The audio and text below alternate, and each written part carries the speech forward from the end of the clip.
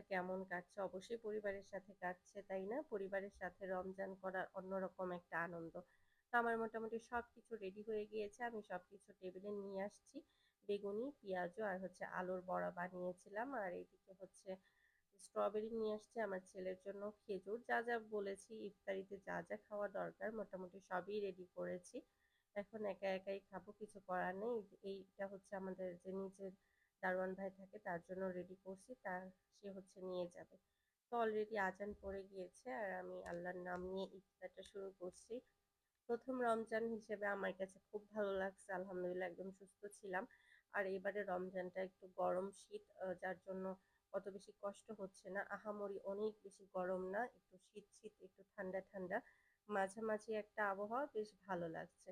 তো আমি সবই অল্প অল্প করে খাচ্ছিলাম আর বলছিলাম ভালোই হয়েছে। আসলে রোজা নিয়ে কোনো কিছু তার লবণ ঝাল ঠিক আছে কিনা এগুলো দেখা যায় না, যার জন্য আমি সবকিছু অনুমান মতো দিই। যার মাশাআল্লাহ মোটামুটি সবকিছু একদম পারফেক্ট হয়েছে, লবণ ঝাল সব ঠিকঠাক হয়েছে।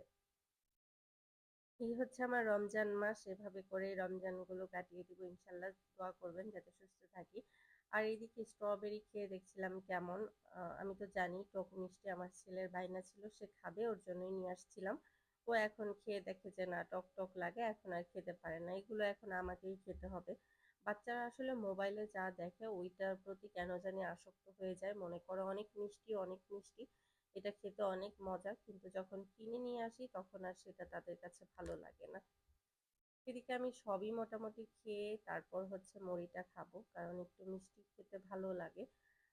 তারপর হচ্ছে ঝাল ঝাল ঝাল খেয়ে তারপর হচ্ছে দেখতে দেখতে আবার নামাজ আছে।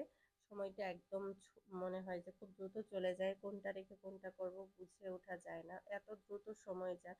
মনে হয় সময়টাকে যদি ধরে রাখা যেত। যাই হোক, এভাবেই আমার রমজান কাটছে। আপনারা রমজান কেমন কাটাচ্ছেন অবশ্যই জানাবেন। ভিডিওটি যদি ভালো লেগে থাকে আমার চ্যানেলটি সাবস্ক্রাইব করে দিয়ে চ্যানেলটির পাশে থাকবেন এরকম নতুন নতুন ব্লগ ভিডিও দেখার জন্য। আমি রেগুলার শেয়ার করব আমার ডেইলি ব্লগগুলো। আমার ডেইলি ব্লগগুলো আপনাদের কাছে কেমন